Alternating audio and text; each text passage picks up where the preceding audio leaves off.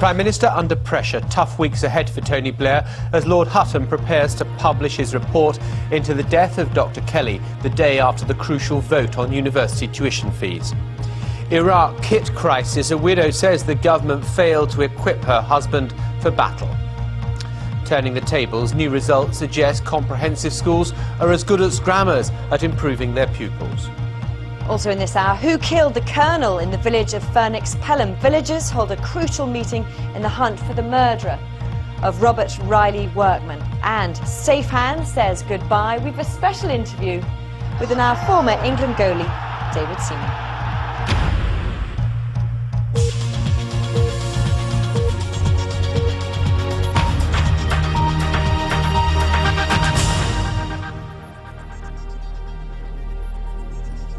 Very good evening. Tony Blair is to face two of the toughest tests of his premiership on consecutive days.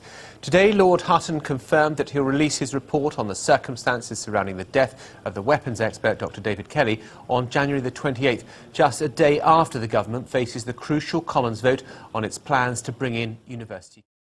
5 men who worked at a private special needs school in Norfolk have been charged with offences against children. They're alleged to have taken place over a 16-year period at the school near Attleborough, which has since closed. The former principal and owner, 2 former teachers and a former care assistant face a number of cruelty charges. Another former teacher has been charged with 9 offences, including cruelty to children and indecent assault. Detectives investigating the attempted murder of a woman jogger in North London have arrested a 15-year-old boy.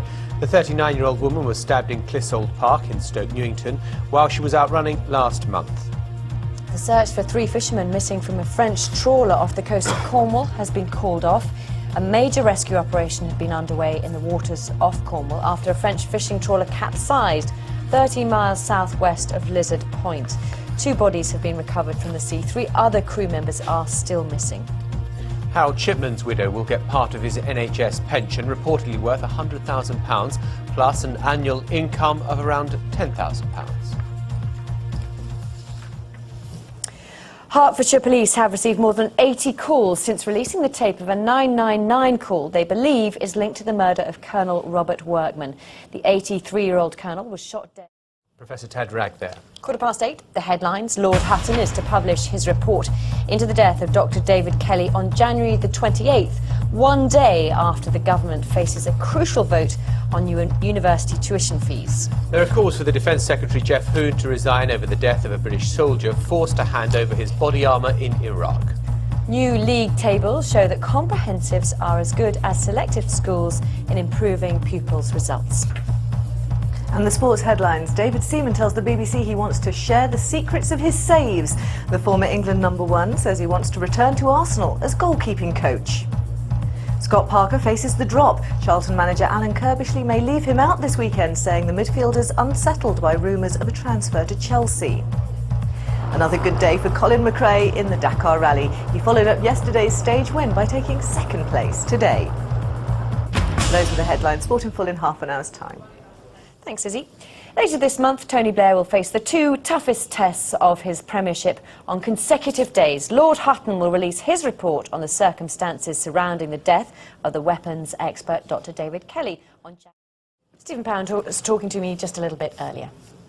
You're watching BBC News 24. Turning in their graves, why a lack of cemetery space could result in our ancestors being asked to move over.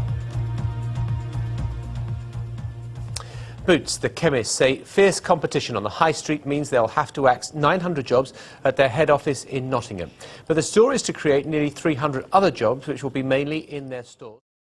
A senior Pentagon official has reportedly been asked to investigate whether the American company Halliburton overcharged the US military for fuel in Iraq.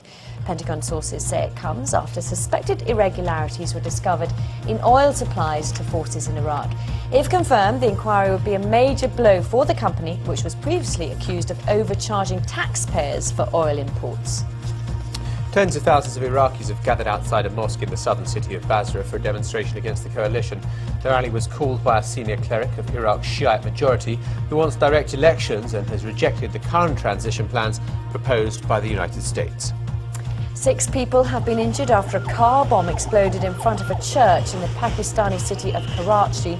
Those hurt included 2 paramilitary soldiers and 2 policemen who had arrived to investigate a smaller explosion just moments earlier, thought to have been caused by a firecracker.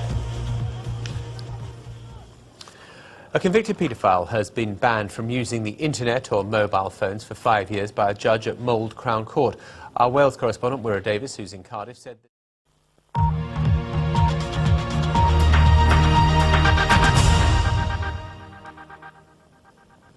Good evening, you're watching BBC News 24 with Louise Minchin and Jon Sopel. Let's get an update on the latest headlines, and here is Jon. Very good evening. Tony Blair will face 2 of the toughest challenges of his leadership on consecutive days. It's been confirmed that Lord Hutton will release his report. And just time to bring you some breaking news here on BBC News 24. A man from Barrow has been charged with the murder of his wife. You remember Carol Park's body was discovered in Coniston Water in 1997. She'd actually been missing since 1976. Gordon Park, who's now 59...